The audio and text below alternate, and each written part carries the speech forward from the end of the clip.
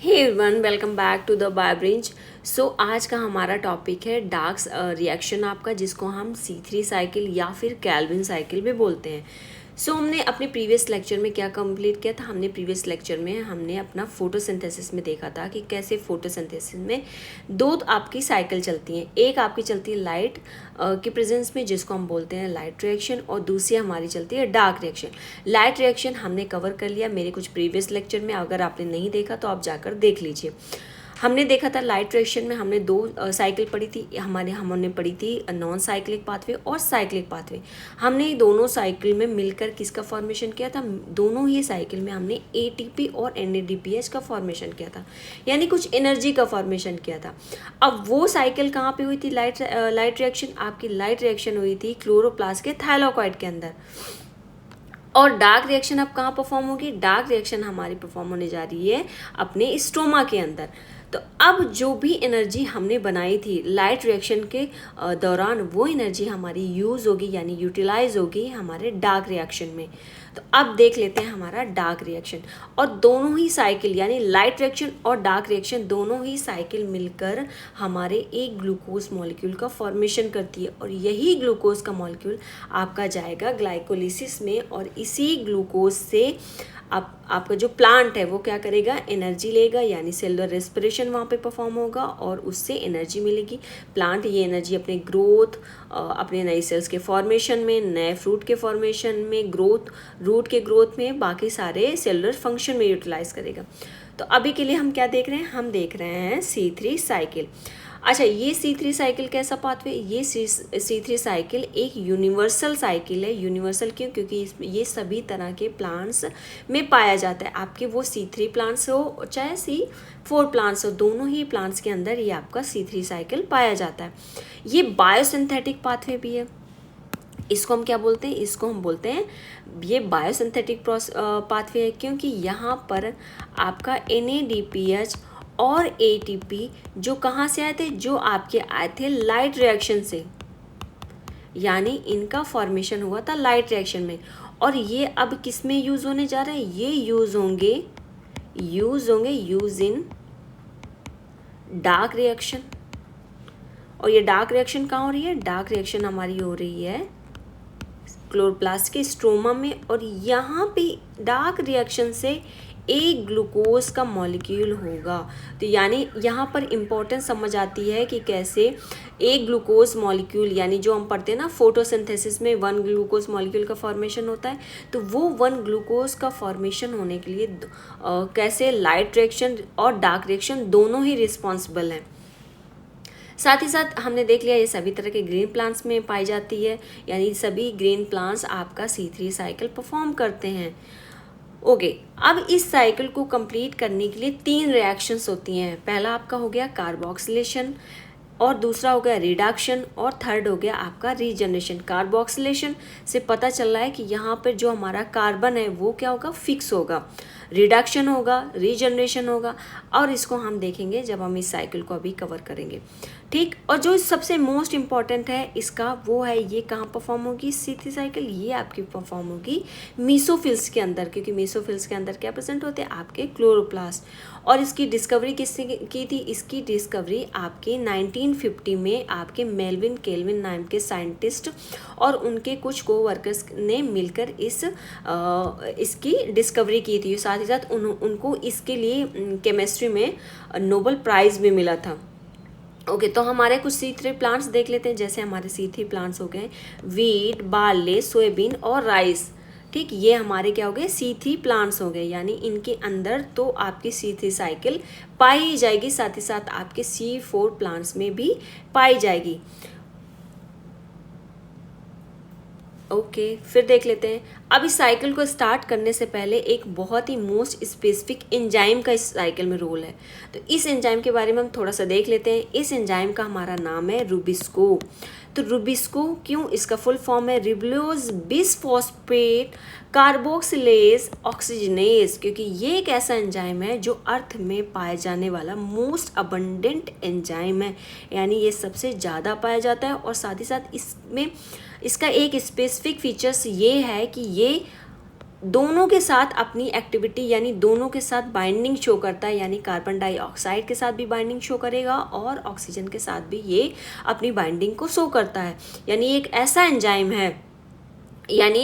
ऐसा एंजाइम है जो दोनों ही यानी आपकी कार्बन डाइऑक्साइड और ऑक्सीजन दोनों के साथ ही ये क्या करेगा, दोनों के साथ ही ये रिएक्ट करेगा, यानी दोनों के साथ ही इसकी एक्टिविटी देखी जाती है। अच्छा, अगर कोई ऐसी सिचुएशन मान ले, अब हम देख रहे हैं कि कैसे यहाँ पर एक एंजाइम आ रहा है। क्या आ रहा है हमारा एंजाइम? रुबिस्को आ रहा है। हम पढ़ रहे हैं डार्क साइकिल, हम ये देख रहे हैं डार्क रिएक्शन देख रहे हैं, हम देख रहे हैं कि यहाँ पर हमें कार्बन डाइऑक्साइड को फिक्स करना है, यानी कैसे कार्बन डाइऑक्साइड से हमारा ग्लूकोज मॉलिक्यूल का फॉर्मेशन होगा। और साथ ही साथ हम ये भी देख रहे हैं कि यहाँ पर एक एंजाइम है जो बहुत स्पेसिफिक रोल प्ले कर रहा है, जिसको हम रुबिस्को बोल रहे हैं। लेकिन रुबिस्को तो ऑक्सीजन के साथ भी एक्टिविटी शो कर रहा है और कार्बन डाइऑक्साइड के साथ भी एक्टिविटी शो कर रहा है। तो लेकिन आपका जो रुबिस्को है उसकी बाइंडिंग दोनों के साथ होती है, लेकिन जो हायर एफिनिटी होती है वो आपकी कार्बन डाइऑक्साइड के साथ ज़्यादा होती है। तो अगर हम एक ऐसी सिचुएशन की बात करें, या मान लीजिए कि किसी कंडीशन पे आपका कार्बन डाइऑक्साइड और ऑक्सीजन का कंसंट्रेशन सिमिलर है, यानी दोनों का कंसंट्रेशन वो कैसा है, इक्वल है, तो ऐसी कंडीशन पे रुबिस्को किसके साथ बाइंड करेगा? एक क्वेश्चन आता है कि रुबिस्को दोनों ही कंडीशन यानी आपके कार्बन डाइऑक्साइड और ऑक्सीजन दोनों के सिमिलर इक्वल कंसंट्रेशन पर किसके साथ बाइंड करेगा? तो ऐसे में आपका जो रुबिस्को है उसकी हमने देखा हायर एफिनिटी है किसके साथ, कार्बन डाइऑक्साइड के साथ, इसीलिए वो कार्बन डाइऑक्साइड के साथ जाएगा। और क्योंकि यहाँ पर अब आपका रुबिस्को कार्बन डाइऑक्साइड के साथ रिएक्ट कर रहा है, इसीलिए इस प्रोसेस को हम क्या बोलेंगे, इस रिएक्शन को हम बोलेंगे कार्बोक्सिलेशन। यानी यहाँ पर आपके रुबिस्को ने क्या किया, आपके रुबिस्को ने कार्बन डाइऑक्साइड के साथ रिएक्ट कर लिया। एक दूसरी कंडीशन हम मान के चलते हैं कि कोई एक ऐसी कंडीशन है जब आपका ऑक्सीजन का कंसंट्रेशन हाई है, यानी ऑक्सीजन का कंसंट्रेशन हाई है बट कार्बन डाइऑक्साइड का कंसंट्रेशन लो है। अच्छा, कार्बन डाइऑक्साइड के साथ तो बाइंडिंग एफिनिटी हाई है, मगर क्या है, एनवायरनमेंट में ऑक्सीजन का कंसंट्रेशन हाई है। तो ऐसी कंडीशन पे रुबिस्को के पास एक मजबूरी आ जाती है कि वो ऑक्सीजन के साथ जाकर बाइंड करे, या तो उस प्रोसेस को हम क्या बोलेंगे, उसे हम बोलते हैं ऑक्सीजनेशन। इसको हम डिटेल से देखेंगे, लेकिन अभी जो हम पढ़ने जा रहे हैं डार्क रिएक्शन, उसमें हम देखेंगे सबसे मेन इंपॉर्टेंट रोल प्ले कर रहा है हमारा क्या, हमने 3 स्टेप पढ़े। हमने पढ़ा डार्क साइकिल में कौन कौन से रिएक्शन होंगे, हमने पढ़ा कार्बोक्सिलेशन, रिडक्शन और थर्ड हमने पढ़ा रीजनरेशन। तो वहाँ पर क्या आया, कार्बोक्सिलेशन, यानी आपका डार्क रिएक्शन में आपका कार्बोक्सिलेशन होगा और ऑक्सीजनेशन भी होगा, उसको हम कवर करेंगे अपना फोटो रेस्पिरेशन में। तो अभी के लिए आप आकर देख लो साइकिल को। ये हम एक साइकिल पढ़ते हैं, आपकी बुक में दिया हुआ है, एक कार्बन का मॉलिक्यूल यूज़ किया है आपकी बुक में जो दिया है एनसीईआरटी में, वहाँ पर सिंगल कार्बन मॉलिक्यूल का यूज़ किया हुआ है। यानी आपका हम ये देखेंगे कि कैसे 6 कार्बन, यानी जब आपके 6 मॉलिक्यूल होंगे कार्बन डाइऑक्साइड के, तब जाकर एक ग्लूकोज मॉलिक्यूल का फॉर्मेशन होता है। तो यहाँ पर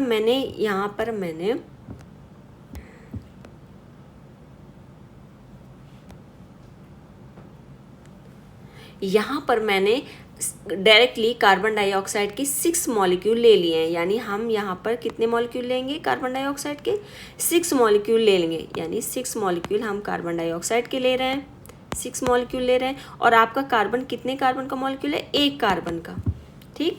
और यहाँ पर एक और आता है आपका जिसको हम बोलते हैं रिबुलोज 1,5 बिसफॉस्फेट, और ये कितने कार्बन का है, ये आपका है 5 कार्बन का, ठीक। और यहाँ पर रिबुलोज 1,5 बिसफॉस्फेट के भी 6 मॉलिक्यूल हम ले रहे हैं।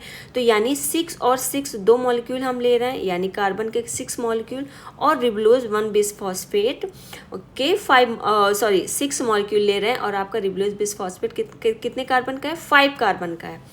ओके, तो हम क्या देख रहे हैं, अब यहाँ पर आपका मोस्ट इम्पॉर्टेंट एंजाइम आएगा, यहाँ पर एंजाइम आएगा आपका रुबिस्को। अच्छा, हमने अपने थाइलाकॉइड में कौन सी रिएक्शन देखी थी? हमने थाइलाकॉइड में देखी थी लाइट रिएक्शन। अब हम स्ट्रोमा में कौन सी रिएक्शन देख रहे हैं? स्ट्रोमा में हम देख रहे हैं आपकी केल्विन साइकिल यानी डार्क रिएक्शन। अच्छा, कार्बन डाइऑक्साइड कहाँ से आएगा? कार्बन डाइऑक्साइड आएगा जब भी आपका लाइट के प्रेजेंस में आपके स्टोमेटा ओपन होंगे, गैसेस एक्सचेंज परफॉर्म करेंगे, तो ऐसी कंडीशन पे गैसेस एक्सचेंज में ऑक्सीजन बाहर जाएगा और कार्बन डाइऑक्साइड अंदर आएगा। अब वो कार्बन डाइऑक्साइड कहाँ जाएगा? वो कार्बन डाइऑक्साइड आपके स्ट्रोमा में जाएगा और वहाँ पर परफॉर्म करेगा कार्बोक्सिलेशन। किसके प्रेजेंस में? आपके रुबिस्को एंजाइम के प्रेजेंस में। अच्छा, तो यहाँ पर आपका रुबिस्को एंजाइम ऑलरेडी स्ट्रोमा में प्रेजेंट है। अब ये रुबिस्को की प्रेजेंस में आपके रिबुलोज 1 बिसफॉस्फेट आपका रिबुलोज बिसफॉस्फेट और आपका 6 मॉलिक्यूल ऑफ कार्बन डाइऑक्साइड मिलकर फॉर्मेशन करेंगे एक बहुत ही छोटे शॉर्ट लिव्ड इंटरमीडिएट मॉलिक्यूल का, जिसको हम बोलते हैं 3-फॉस्फोग्लिसरेट। यहाँ पर 3-फॉस्फोग्लिसरेट के 12 मॉलिक्यूल का फॉर्मेशन होगा। 12 क्यों? क्योंकि आपके यहाँ पर कार्बन कितने थे? आपके कार्बन के 6 मॉलिक्यूल थे और रिबुलोज बिसफॉस्फेट के कितने थे? वो भी 6 मॉलिक्यूल हम यूज़ कर रहे हैं। तो यानी टोटल कितने मॉलिक्यूल का फॉर्मेशन हुआ? टोटल यहाँ पर 12 मॉलिक्यूल का फॉर्मेशन हुआ। अच्छा, कार्बन डाइऑक्साइड की रुबिस्को के साथ फिक्सेशन को हम क्या बोल रहे हैं? इसको हम बोलते हैं कार्बोक्सिलेशन। तो ये हमारा फर्स्ट स्टेप कंप्लीट हो गया कार्बोक्सिलेशन का। हाँ, यानी हमने यहाँ पर देख लिया कि कैसे रिबुलोज बिसफॉस्फेट के साथ कार्बन ने मिलकर एक नए इंटरमीडिएट बाय प्रोडक्ट का फॉर्मेशन कर दिया। इसको हम क्या बोल रहे हैं? इसको हम बोल रहे हैं 3-फॉस्फोग्लिसरेट। ओके, तो यानी यहाँ पर आपका कार्बन फिक्स हो गया है इस 3-फॉस्फोग्लिसरेट में। अब यहाँ पर दूसरा रिएक्शन होगा स्टेज नंबर 2, जिसको हम बोलते हैं रिडक्शन। अब यहाँ पर 3-फॉस्फोग्लिसरेट का रिडक्शन होगा किसमें? ग्लिसरॉल्डिहाइड 3-फॉस्फेट में। तो यहाँ पर आपका 3-फॉस्फोग्लिसरेट में 12 ATP यूज्ड हो जाएंगे, यानी यहाँ पर 12 ATP यूज होंगे। और ये ATP आपका कहाँ आया है? ये ATP आया है आपके लाइट रिएक्शन से। हमने देखा था ना, साइक्लिक और नॉन साइक्लिक दोनों ही पाथवे में आपका ATP का फॉर्मेशन हो रहा था। और अब वो ATP यहाँ पर कैसे यूटिलाइज होगी? तो हम देख रहे हैं यहाँ पे फॉस्फोराइलेशन हो रहा है, यानी 12 ATP टोटल लग रही है आपके 12 फॉस्फोग्लिसरेट मॉलिक्यूल के रिडक्शन में। किसमें? ग्लिसरॉल्डिहाइड 3-फॉस्फेट में। तो यहाँ पर अभी हमने देखा 3-फॉस्फोग्लिसरेट था, ठीक, और साथ ही साथ यहाँ पे 12 इनऑर्गेनिक फॉस्फेट भी निकले। किससे निकले? आपके 12 ATP से, ठीक। तो अब यहाँ पर ये जो एक्स्ट्रा इनऑर्गेनिक फॉस्फेट है वो ऐड हो जाएगा इसकी फर्स्ट पोजीशन पर, यानी कार्बन की फर्स्ट नंबर कार्बन पर आपके ऐड हो जाएंगे। किसके? आपके फॉस्फोग्लिसरेट में। तो इसको हम क्या बोलेंगे? तो यहाँ पर आप देख रहे हैं 3-फॉस्फोग्लिसरेट वो ऑलरेडी था, क्योंकि उसकी थर्ड पोजीशन पर यानी कार्बन नंबर 3 पर ऑलरेडी फॉस्फेट ऐड था। तो यहाँ पर ऑलरेडी थर्ड पोजीशन पर कार्बन नंबर 3 पर आपका ऑलरेडी फॉस्फेट ऐड है। अब साथ ही साथ यहाँ पर फर्स्ट पोजीशन पर भी फॉस्फेट ऐड हो गया। तो ऐसी कंडीशन पर हम इसको बोलेंगे 1,3-बिसफॉस्फोग्लिसरेट, यानी यहाँ पर आपका क्या बन गया? 1,3-बिसफॉस्फोग्लिसरेट बन गया। अच्छा, अब 1,3-बिसफॉस्फोग्लिसरेट का रिडक्शन होगा किसमें? आपका ग्लिसरॉल्डिहाइड 3-फॉस्फेट में। तो यहाँ पर ग्लिसरॉल्डिहाइड 3-फॉस्फेट रिडक्शन में वापस से आपके 12 NADPH का फॉर्मेशन होगा। कितने NADPH का यूज़ होगा? यहाँ पर यानी आपके 12 NADPH का यूज़ होगा। और ये भी आपके कहाँ से आएंगे? लाइट रिएक्शन से आए हैं। और इस लाइट रिएक्शन में वो भी किससे आए हैं? आपके नॉन साइक्लिक से आए हैं, क्योंकि आपकी नॉन साइक्लिक रिएक्शन, ये देखो आप यहाँ पे रिकॉल कर लो थोड़ा सा कि हम यहाँ पर लाइट रिएक्शन में हम वो भी नॉन साइक्लिक में हमने देखा था कि आपका यहाँ पर NADPH का फॉर्मेशन हुआ था।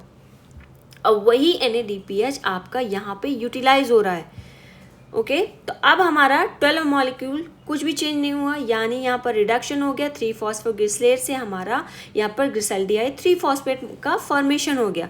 तो यहाँ पर 3-फॉस्फोग्लिसरेट का फॉर्मेशन हो गया। अब ये 3 फॉस्फेट ग्लिसरेट के कितने मॉलिक्यूल हैं, यहाँ पे 12 मॉलिक्यूल है, ठीक। तो 12 मॉलिक्यूल से यहाँ पर 2 मॉलिक्यूल आपके ग्लिसरॉल्डिहाइड 3 फॉस्फेट के 2 मॉलिक्यूल आपके स्टोर हो जाएंगे किसके फॉर्म में, ग्लूकोज के फॉर्म में। क्योंकि अच्छा अब याद करो थोड़ा सा, तो हम जब ग्लाइकोलिसिस करते थे तो हमने देखा था कि एक ग्लूकोज का मॉलिक्यूल कितने कार्बन का था, 6 कार्बन का मॉलिक्यूल था। और ये किस में ब्रेक डाउन होता था, तो ये ब्रेक डाउन होता था 3 कार्बन के ग्लिसरॉल्डिहाइड 3 फॉस्फेट और 3 कार्बन का ही डाईहाइड्रोक्सी एसीटोन फॉस्फेट में आपका ब्रेक डाउन हो रहा था ग्लाइकोलिसिस जब हम कर रहे थे। तो यानी यहाँ पर 3 कार्बन के 2 मॉलिक्यूल होंगे, यानी आपका जब 2 ग्लिसरॉल्डिहाइड होंगे, यानी आपके जब यहाँ पर 3 कार्बन के 2 ग्लिसरॉल्डिहाइड 3 फॉस्फेट होंगे, तभी आपका यहाँ पर 1 मॉलिक्यूल ऑफ 6 कार्बन का आपका एक ग्लूकोज का मॉलिक्यूल बनेगा। तो यहाँ पर हमने देख लिया, यहाँ पर हमारे 2 आपके ग्लिसरॉल्डिहाइड 3 फॉस्फेट आके सेल के अंदर स्टोर हो गए, किसके फॉर्म में, ग्लूकोज के फॉर्म में। अब हमारे पास बचा क्या, 10 मॉलिक्यूल ऑफ ग्लिसरॉल्डिहाइड 3 फॉस्फेट। अब इस रिएक्शन में हम क्या करेंगे, वापस से रीजनरेट करेंगे रिबुलोज 1,5 बिसफॉस्फेट का, ताकि वो वापस से किसी नए कार्बन डाइऑक्साइड को फिक्स कर सके और वापस से साइकिल को रिपीट कर सके, ताकि वापस से आपका ग्लूकोज मॉलिक्यूल सेल के अंदर स्टोर हो सके। ओके, यानी अब तो यहाँ पर कितने मॉलिक्यूल है, यानी 3 कार्बन के मॉलिक्यूल हैं, यानी ये आपका ग्लिसरॉल्डिहाइड 3 फॉस्फेट कितने कार्बन का, 3 कार्बन का।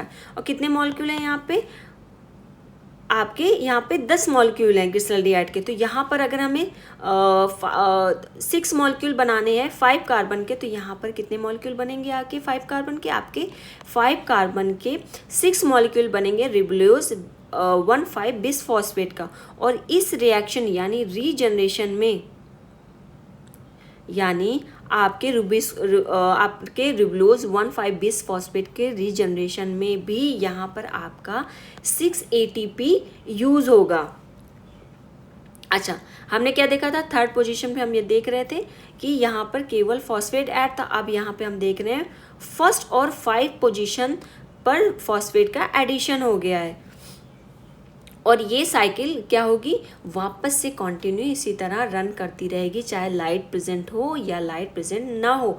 और बार बार जितने बार आपके 6 कार्बन यानी 6 कार्बन डाइऑक्साइड मॉलिक्यूल हर बार 2 ग्लिसरॉल्डिहाइड मॉलिक्यूल का फॉर्मेशन करेंगे, तो 2 ग्लिसरॉल्डिहाइड फॉस्फेट का 2 ग्लिसरॉल्डिहाइड 3 फॉस्फेट का फॉर्मेशन होगा, यानी एक आपके 6 कार्बन के एक ग्लूकोज मॉलिक्यूल का यहाँ पर फॉर्मेशन होगा।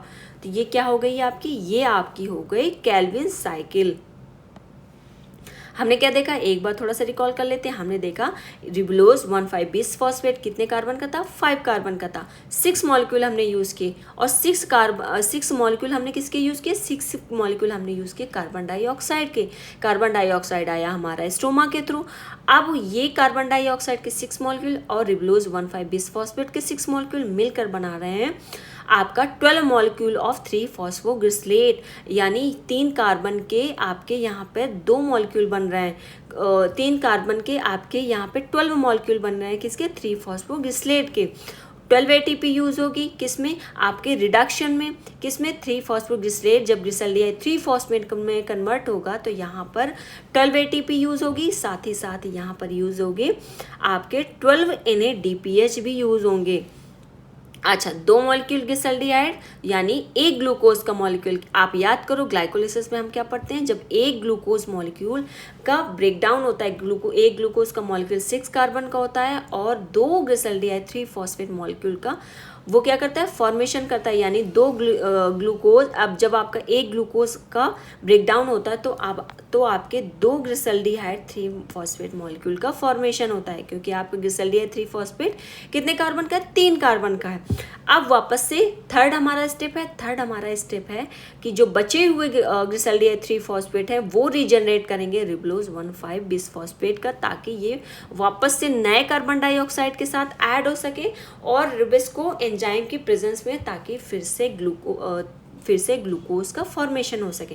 तो ये हो गई हमारी ओवरऑल केल्विन साइकिल। तो हमारा जो अल्टीमेट मोटिव था एक ग्लूकोज मॉलिक्यूल के फॉर्मेशन का, किससे, लाइट रिएक्शन और डार्क रिएक्शन से, वो अब हमारा यहाँ पे कंप्लीट हो चुका है। यानी कहें तो हमने क्या किया, हमने कार्बन डाइऑक्साइड प्लस वाटर से हमने यहाँ पर एक ग्लूकोज मॉलिक्यूल का फॉर्मेशन कर लिया है। और यही हमारी ओवरऑल क्या रिएक्शन थी, यही हमारी ओवरऑल फोटोसिंथेसिस थी।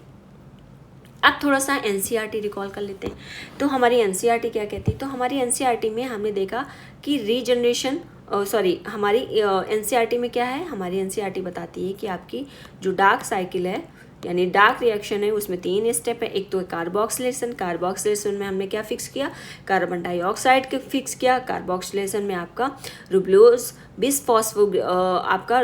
बिसफॉस्फेट क्या करता है, आपका कार्बन डाइऑक्साइड के साथ आपका रुबिस्को एंजाइम के प्रेजेंस में एक 3PGA मॉलिक्यूल का फॉर्मेशन करता है। और ये कितने कार्बन का है, ये है आपका 3 कार्बन का। ठीक, फिर दूसरा स्टेप हम क्या देखते हैं, दूसरा स्टेप हम देखते हैं रिडक्शन का। तो रिडक्शन में हमने क्या देखा, हमने देखा था कि 2 मॉलिक्यूल जो किसके थे, 2 मॉलिक्यूल, अच्छा यहाँ पर जो आपकी बुक में दिया हुआ है वो दे रहा है 1 कार्बन डाइऑक्साइड को ले रहा है। यानी हमने कितने कार्बन डाइऑक्साइड यूज़ किए, हमने टोटल 6 कार्बन डाइऑक्साइड का यूज़ किया। लेकिन आपकी जो बुक में दिया हुआ है वो 1 कार्बन डाइऑक्साइड के पर्सपेक्टिव में दिया हुआ है। तो अगर हम 1 कार्बन डाइऑक्साइड यूज़ कर रहे हैं आपके डार्क रिएक्शन में, तो ऐसी कंडीशन पे यहाँ पर रिडक्शन में 2 ATP यूज़ होगा। हमने कितने देखे थे, हमने 12 ATP यूज़ किए थे 6 कार्बन के लिए, क्योंकि अब 1 कार्बन डाइऑक्साइड यूज़ हो रहा है तो यहाँ पर कितने ATP यूज़ होंगे, 2 ATP यूज़ होंगे। अच्छा, साथ ही साथ हमने 12 NADPH यूज़ किए 6 कार्बन के लिए, तो यहाँ पर 2 NADPH यूज़ हो रहे हैं रिडक्शन में 1 कार्बन डाइऑक्साइड के। तो यहाँ पे लिखा है 2 ऑफ NADPH फॉर रिडक्शन पर CO2 मॉलिक्यूल। अच्छा, थर्ड स्टेप हम क्या देखते हैं, थर्ड स्टेप हम देखते हैं रीजनरेशन। किसका रीजनरेशन, अपने कार्बन डाइऑक्साइड एक्सेप्टर रुबलोज बिसफॉस्फेट का। यहाँ पर भी वापस से ATP की रिक्वायरमेंट होती है। तो यहाँ पर लिखा है 1 ATP की रिक्वायरमेंट होती है, जबकि 6 कार्बन के लिए हमने कितने ATP यूज़ किए थे, 6 कार्बन के लिए हमने यूज़ किए थे अपने 6 ATP। यानी हमने टोटल कितनी ATP यूज़ की थी। तो अगर हम बात करें तो हम बात करें 1 कार्बन के लिए, यहाँ पर 1 कार्बन डाइऑक्साइड के लिए हम 2 NADPH यूज़ कर रहे हैं और 2 ATP यूज़ कर रहे हैं। तो यानी टोटल साइकिल कितनी चाहिए, यानी यहाँ पर 6 साइकिल चाहिए होंगी। कितनी साइकिल चाहिए, to make 1 molecule of glucose 6 turn. कितने टन चाहिए, 6 turn of cycle are required. यानी 6 बार टोटल जब आपका कार्बन डाइऑक्साइड आकर इस साइकिल को रिपीट करेगा तब जाकर आपका एक ग्लूकोज मॉलिक्यूल का फॉर्मेशन होगा। तो आपकी बुक एक कार्बन डाइऑक्साइड को लेके चल रही है। तो हमने क्या देख लिया, अगर हम बुक की बात करें तो हम देख रहे हैं 1 कार्बन डाइऑक्साइड के लिए कितने ATP चाहिए, 2 NADPH चाहिए और 2 ATP यानी आपके। तो यहाँ पर अगर मैं 6 की बात करूँ तो यहाँ पर अगर हम 6 की बात करें तो हम कितनी यूज़ कर रहे हैं, 6 कार्बन डाइऑक्साइड अगर हम यूज़ कर रहे हैं तो ऐसी कंडीशन पे हम यूज़ कर रहे हैं आपके 2 नहीं, यहाँ पे 3 ATP। तो यहाँ पे 6 कार्बन डाइऑक्साइड यूज़ कर रहे हैं तो हम यहाँ पर यूज़ करें टोटल 18 ATP और साथ ही साथ यहाँ पर यूज़ कर रहे हैं हम क्या, 12 NADPH यूज़ करें। किसके लिए, एक अपने ग्लूकोज मॉलिक्यूल को फिक्स करने के लिए।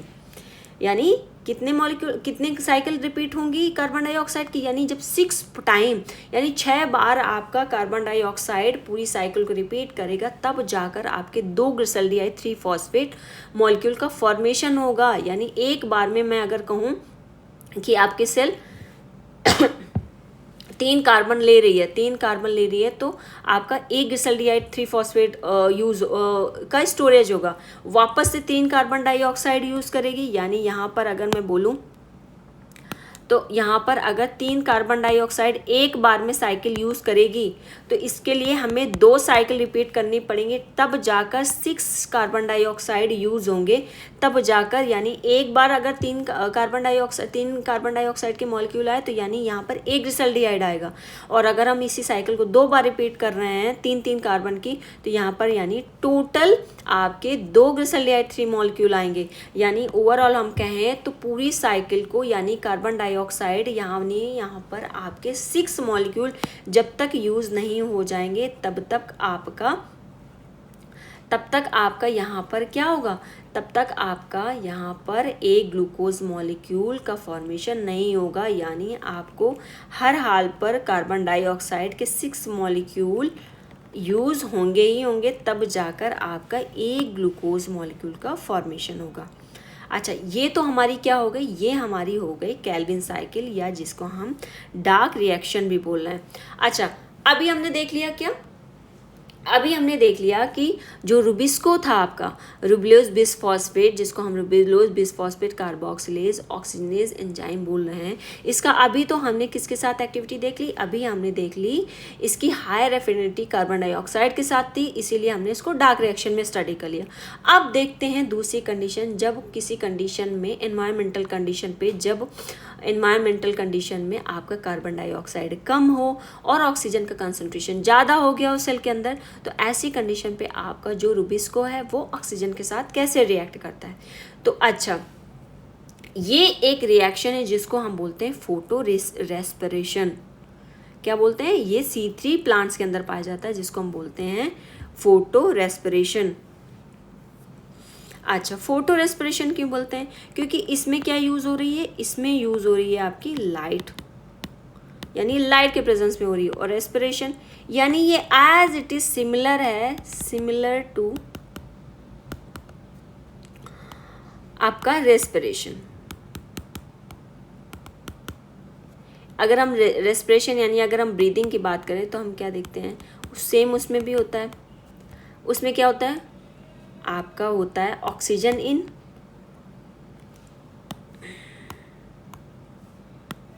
क्या होता है, ऑक्सीजन इन करता है और कार्बन डाइऑक्साइड बाहर निकल जाता है। तो सेम कंडीशन यहाँ पर भी होगी, यानी ये सिमिलैरिटी रखता है आपका ब्रीदिंग से, यानी आपका ऑक्सीजन अंदर आएगा और कार्बन डाइऑक्साइड बाहर जाएगा। अब देखो कैसे, इसीलिए इसको फोटो रेस्पिरेशन कहते हैं, क्योंकि ये सिमिलैरिटी रख रहा है किससे, आपका okay. Also known as C2 pathway. C2 pathway क्योंकि इसका जो सबसे पहला स्टेबल प्रोडक्ट है वो है आपका फॉस्फोग्लाइकोलेट, यानी फर्स्ट जो स्टेबल प्रोडक्ट है इसका 2 कार्बन का फॉस्फोग्लाइकोलेट है, इसीलिए इसको क्या बोलते हैं, इसको बोलते हैं C2 पाथवे। अच्छा, कंडीशन कैसी होनी चाहिए, कंडीशन एज इट है हम पढ़ रहे हैं कि जब ऑक्सीजन का कंसंट्रेशन हाई हो जाएगा और कार्बन डाइऑक्साइड की कंसंट्रेशन लो हो जाएगी, तो यहाँ पर ऑक्सीजनेशन होगा, यानी रुबिस्को क्या करेगा, रुबिस्को बाइंड करेगा किसके साथ, आपका यहाँ पर रुबिस्को आपका रुबिलोज बिसफॉस्फेट ऑक्सीजन के साथ बाइंड कर लेगा और किसका फॉर्मेशन करेगा, 2 मॉलिक्यूल का यहाँ पर फॉर्मेशन करेगा, जिसको हम बोलते हैं फॉस्फोग्लाइसेरिक एसिड। यानी ये आपका कैसा है, 3 कार्बन का मॉलिक्यूल है, जिसे हम 3 फॉस्फोग्लिसरेट भी बोल रहे थे। और दूसरा बनाएगा यहाँ पे फॉस्फोग्लाइकोलेट, और क्योंकि इसका जो फॉस्फोग्लाइकोलेट है 3 कार्बन का फॉस्फोग्लाइसेरिक एसिड है, जो ऑलरेडी हमने टर्म यूज़ कर लिया है C3 साइकिल में, ठीक, क्योंकि C3 साइकिल का पहला स्टेबल प्रोडक्ट यही था। लेकिन अब यहाँ पर दूसरा एक और एक्स्ट्रा मॉलिक्यूल का फॉर्मेशन हो रहा है, जिसको हम बोल रहे हैं फॉस्फोग्लाइकोलेट, और ये 2 कार्बन का है, इसीलिए हम इसे क्या बोलते हैं, C2 पाथवे भी बोलते हैं। अच्छा, this reaction is a complete wasteful process. Wasteful क्यों है, हम देखेंगे इस रिएक्शन में, फोटो रेस्पिरेशन में हम देखेंगे कि इसमें ना तो कोई ATP बनेगी, ना ही कोई ATP बनेगी, और ना ही कोई ग्लूकोज बनेगा, और साथ ही साथ यहाँ पर कार्बन डाइऑक्साइड भी आपका वेस्ट होगा। यानी एक यानी ये कम्प्लीटली एक वेस्टफुल प्रोसेस है। यानी यहाँ पर डार्क रिएक्शन की तरह ना तो यहाँ पर एटीपी, ना तो कोई ग्लूकोज मॉलिक्यूल बन रहा है, ना ही यहाँ पर कार्बन डाइऑक्साइड का फिक्सेशन हो रहा है। अच्छा, ये देख लो, हमने क्या देखा था? हमने देखा था केल्विन साइकिल में हमने देखा कि जो आपका कार्बन डाइऑक्साइड है वो रुबिलोज बिसफॉस्फेट के साथ क्या कर रहा है, एक यहाँ पर 2 मॉलिक्यूल 3 फॉस्फोग्लिसरेट का फॉर्मेशन कर रहा है। किसके प्रेजेंस में? आपका एंजाइम रुबिस्को के प्रेजेंस में। अच्छा, ये 3 फॉस्फोग्लिसरेट किसका फॉर्मेशन करता है? ट्रायोस फॉस्फेट, जिसको हम क्या बोलते हैं? जिसको हम ग्लिसरॉल्डिहाइड 3 फॉस्फेट भी बोलते हैं, जो आगे चलकर किसका बनाता है? जो आगे चलकर ग्लूकोज बनाता है। अच्छा, फिर हमने देखा था यहाँ पे रीजनरेशन हो गया। रीजनरेशन किसका होता है? रिबुलोज 5 फॉस्फेट, यानी रिबुलोज 1,5 बिसफॉस्फेट का फॉर्मेशन हुआ था ये रीजनरेशन में। और वापस से ये आपका रिबुलोज बिसफॉस्फेट वापस से कार्बन डाइऑक्साइड के साथ आके वापस से ग्लिसरॉल्डिहाइड 3 फॉस्फेट का फॉर्मेशन करेगा। ये क्या हो गई थी? ये हमारी हो गई थी केल्विन साइकिल। तो ये केल्विन साइकिल में हमने देखा अल्टीमेटली हमारे पास एक ग्लिसरॉल्डिहाइड 3 फॉस्फेट का फॉर्मेशन हुआ, और साथ ही साथ यहाँ पर ये ग्लूकोज का मॉलिक्यूल तो यूज़ हुआ, ग्लूकोज के मॉलिक्यूल का फॉर्मेशन तो हुआ, साथ ही साथ यहाँ पर एनवायरनमेंट से आपका कार्बन डाइऑक्साइड भी क्या हो गई? फिक्स्ड हो गई। तो ये कैसा प्रोसेस है? ये एक तरह से अगर हम देखें तो ये आपका एक तरह से कैसा है? बेनिफिशियल प्रोसेस है आपका केल्विन साइकिल C3 प्लांट में। लेकिन यहाँ पर एक दूसरा पाथवे है जो कम्प्लीटली वेस्टफुल है। कैसा है? वेस्टफुल है, ठीक, जिसको हम क्या बोले? फोटो रेस्पिरेशन बोले। यहाँ पर हम देख रहे हैं आपका रुबिलोज बिसफॉस्फेट ऑक्सीजन के साथ रिएक्ट कर रहा है, क्योंकि एनवायरनमेंट पे ऑक्सीजन हाई है और कार्बन डाइऑक्साइड लो है। अच्छा, कुछ कंडीशन हो गई, मान लीजिए बहुत ही हीट की कंडीशन, बहुत ज़्यादा गर्मी है, बहुत ज़्यादा बाहर एनवायरनमेंट में बहुत ज़्यादा हीट है, एक्सट्रीम हीट के कंडीशन है। तो ऐसी कंडीशन पे आपका एक एंजाइम आता है प्लांट का फाइटो हार्मोन से ABA, ठीक। तो ABA हार्मोन्स क्या करता है? आपका किसी भी तरह के गैसेस एक्सचेंज को अलाउ नहीं करता। ये क्या करता है? आपके स्टोमेटा को क्लोज कर देता है। एक्सट्रीम हीट की कंडीशन में, यानी ड्रास्टिक एनवायरमेंटल कंडीशन में, स्ट्रेस की कंडीशन पे ये आपके स्टोमेटा को क्लोज कर देता है। तो क्लोज होने की वजह से कोई भी गैसेस एक्सचेंज नहीं होता, यानी कोई भी कार्बन डाइऑक्साइड कोई भी ऑक्सीजन बाहर नहीं जा पाती, ना ही कोई कार्बन डाइऑक्साइड एनवायरनमेंट से सेल के अंदर आ पाता है। तो ऐसी कंडीशन पर जब आपका स्टोमेटा क्लोज है, और जब आपका क्या है? स्टोमेटा क्लोज है और ऑलरेडी क्लोज होने की वजह से बाहर से कोई भी कार्बन डाइऑक्साइड सेल के अंदर नहीं आ सकती, ना ही कोई ऑक्सीजन बाहर जा सके। तो ये कैसी कंडीशन हो गई? अब क्योंकि ऑक्सीजन बाहर नहीं जा सकती तो वो सेल के अंदर ही प्रेजेंट है। तो ऐसी कंडीशन पर, क्योंकि कार्बन डाइऑक्साइड जो थी वो ऑलरेडी सेल ने यूज़ कर ली है अपनी केल्विन साइकिल में, लेकिन अब यहाँ पर क्या बची? यहाँ पर अब बची ऑक्सीजन जो ऑलरेडी ट्रैप है अंदर। तो ऐसी कंडीशन में मजबूरी आ जाती है आपके रुबिस्को के पास, तो वो परफॉर्म करता है फोटो रेस्पिरेशन। तो यहाँ पर रुबिस्को क्या करेगा? रुबिस्को ऑक्सीजन के साथ बाइंड कर लेगा और यहाँ पर बनाएगा रुबिस्को आपका, यहाँ पर रुबिस्को क्या बनाएगा? यहाँ पर रुबिस्को आपका बनाएगा, यहाँ पर आपका रुबिस्को बनाता है फॉस्फोग्लाइसेरिक एसिड और फॉस्फोग्लाइकोलेट। तो यहाँ पर आपका क्या हो जाएगा? साथ ही साथ 2 मॉलिक्यूल तो यहाँ पर इसने बनाई, एक 3 कार्बन का और एक 2 कार्बन का, और साथ ही साथ यहाँ पर कार्बन डाइऑक्साइड भी रिलीज हो जाएगी बाहर, यानी वेस्ट हो जाएगी यहाँ पर कार्बन डाइऑक्साइड। और साथ ही साथ यहाँ पर वापस से रीजनरेशन करने में रुबिलोज बिसफॉस्फेट के रीजनरेशन पे यहाँ पर क्या हो जाएगा?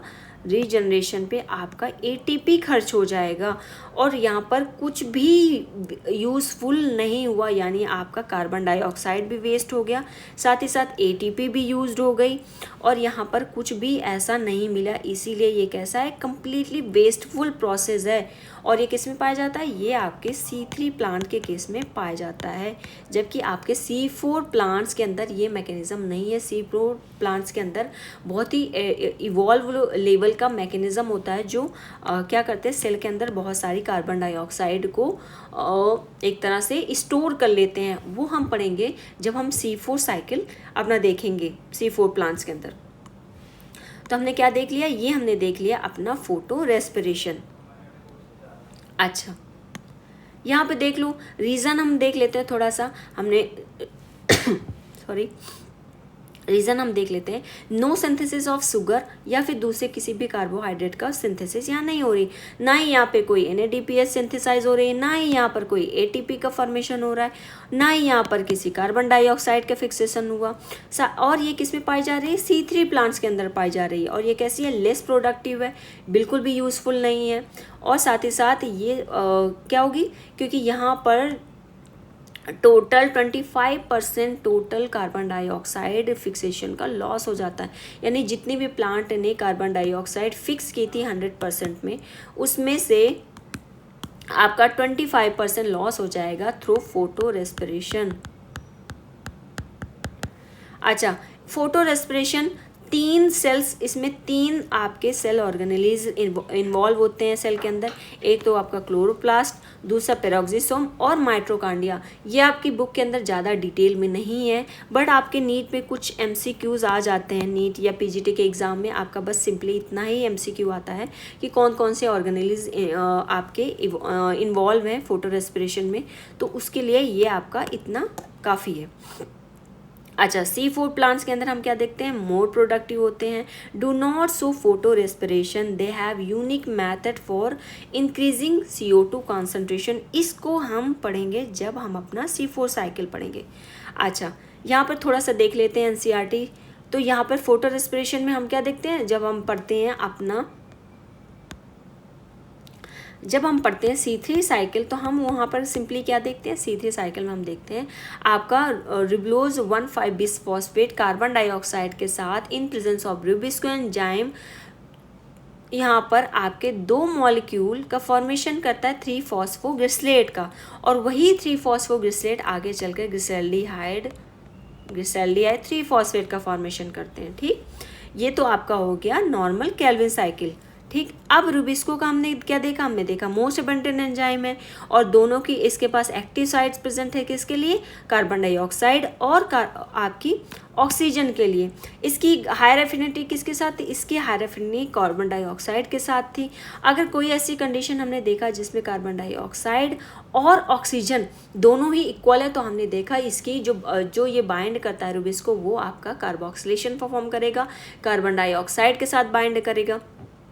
अच्छा, तो इसीलिए इसकी जो बाइंडिंग एफिनिटी है वो कैसी होती है, हम इसको बोलते हैं आपकी जो कॉम्पिटिटिव बाइंडिंग है, क्योंकि ये क्या करता है, अगर दोनों ही प्रेजेंस है तो ऐसे में जो बाइंडिंग है इसकी वो कैसी हो जाएगी, कॉम्पिटिटिव हो जाएगी। और कोई ऐसी कंडीशन हो गई जब ऑक्सीजन हाई आ रहा है और कार्बन डाइऑक्साइड लो है, तो ऐसी कंडीशन पे क्या हो जाएगा, जो आपका रुबिस्को है वो ऐसी दुविधा में फंस जाता है कि अब किसके साथ बाइंड करूं, तो ऐसे कंडीशन पे उसको मजबूरन आपका ऑक्सीजन के साथ बाइंड करना पड़ता है। अच्छा, फिर हम देखते हैं इन C3 प्लांट्स ऑक्सीजन जब आपका स्ट्रेस की कंडीशन में बाइंड करता है किसके साथ, रुबिस्को के साथ, तो इसको क्या बोलते हैं, ऑक्सीजनेशन बोलते हैं। और यहाँ पर जो CO2 का फिक्सेशन वो कैसा हो जाएगा, डिक्रीज हो जाएगा, और यहाँ पर कोई भी आपका कार्बन डाइऑक्साइड का फिक्सेशन नहीं होगा, ना ही किसी ग्लूकोज मॉलिक्यूल का फॉर्मेशन होगा। अच्छा, जब ऑक्सीजनेशन परफॉर्म करेगा फोटो रेस्पिरेशन में आपका रुबिस्को, तो यहाँ पर 1 मॉलिक्यूल ऑफ फॉस्फोग्लिसरेट जो आपका कितने कार्बन का था, जो आपका 3 कार्बन का मॉलिक्यूल था, और एक फॉस्फोग्लाइकोलेट जो आपका कितने कार्बन का है, 2 कार्बन का है। इसीलिए इसको क्या बोल रहे थे, फोटो रेस्पिरेशन बोल रहे हैं, क्योंकि और साथ ही साथ इसको हम क्या बोल रहे हैं, C2 साइकिल भी बोल रहे हैं। अच्छा, यहाँ पर ना ही किसी शुगर का सिंथेसिस होगी और ना ही किसी ATP की, result in the release of carbon dioxide and utilisation of ATP। Okay, there is no synthesis of ATP or NADPH।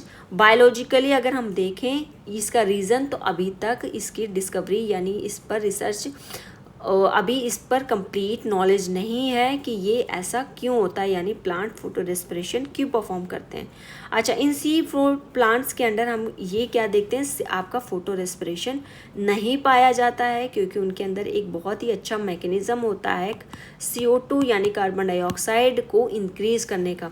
इस टॉपिक को यानी C4 पाथवे को, यानी C4 प्लांट्स के अंदर हम जो C4 पाथवे है वो हम कवर करेंगे अपने नेक्स्ट और लास्ट चैप्टर में। और इस तरह यहाँ पर हमारा ये वीडियो यहीं पे ख़त्म होता है। I hope you found this video informative. Thank you for watching.